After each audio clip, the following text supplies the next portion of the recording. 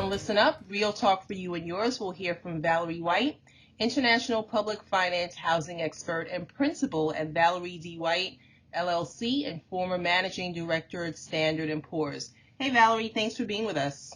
Thank you. Thank you for having me, Sophie. So the first thing I want to ask, you've written that there are three primary reasons why housing is not on the national income inequality discussion forefront, with the first reason being that affordable housing has never been a sexy campaign topic. Can you expand on that? I certainly can, Sophie. Prior campaign discussions that we've had over the last 20, 25 years have primarily focused on jobs in the economy, as well as issues of foreign policy, national security. The current discussions right now seem to be more prevalent in relation to the different candidates' backgrounds, their professional experiences, and in some instances, personal attacks. We do hear a lot, however, about the concept of income inequality in America, but generally the discussions revolve around a quick note of we need additional jobs and to improve the economy and growing or reducing, rather, the unemployment record. And then it stops. But equality, income inequality, means that everyone has an opportunity to participate in the U.S. income. And in order to do that, obviously, you need a job, you need to be a participant in the economy, and in order to have a good job and have the educational opportunities, you also need to have some place to live. And with living expenses being what they are, again, we have folks who are paying a large amount of their income for housing, and it becomes a drain on the family and the ability of those folks to compete in the economy of the U.S.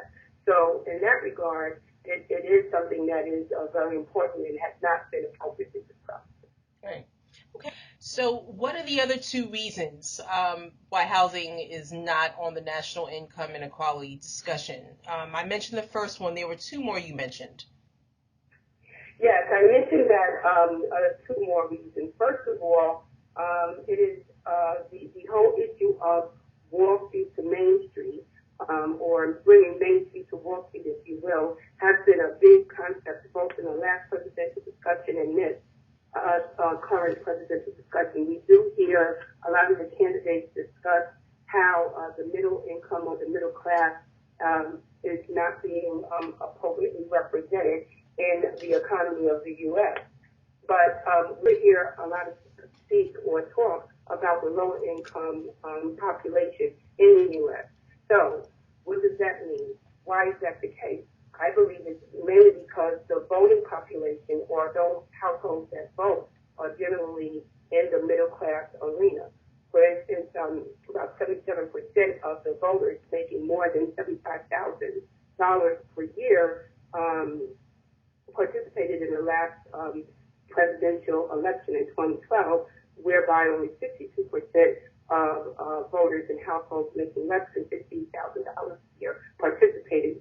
So it's my belief that the candidates are looking toward having discussions with that middle class level, where they feel that income inequality is important and not necessarily reaching down to the lower tiers of the economy base. The other issue in relation to housing and affordability and income inequality is that it is largely a local issue, a local market issue. So how inequality in housing is addressed is going to depend on where the inequality exists.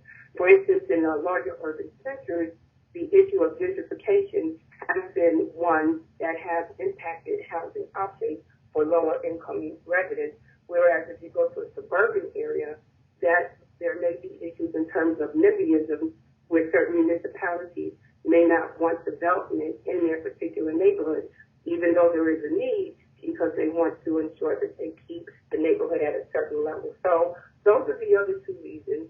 But I do believe that with a sort of national policy that would address how housing and its affordability is tied to income inequality and the movement, that would give much better direction to localities as they begin to think about how to address the issue. Valerie, I have another question for you. You've said that affordable housing is vital to income inequality in America, and 11.8 million households in America are quote unquote overhoused. What do you mean by that term? Yes, what I mean by that term, Turkey, is more than half of the income that is received by those households are used to pay housing costs. So that breaks out to about 51% of income for lower income renters in that 11.8 million households, and about 46% of those households who are homeowners. So what that does is it puts the primary burden of the income received on providing housing, and it doesn't allow those families to participate in the other economic foundation of growing their family. So that might mean the ability, transportation, paying child care if necessary, and also for the longer term, being able to build wealth so that they can establish saving, participate in investment markets and the like, which would rise them up from being low income and more higher level economic participants in America. Okay, that's our show for this week. Valerie, thanks for joining us. Thank you for having me, sir. Thank you. Thanks for tuning in. I'm your host, TNJ Senior Editor, Sergi Willoughby.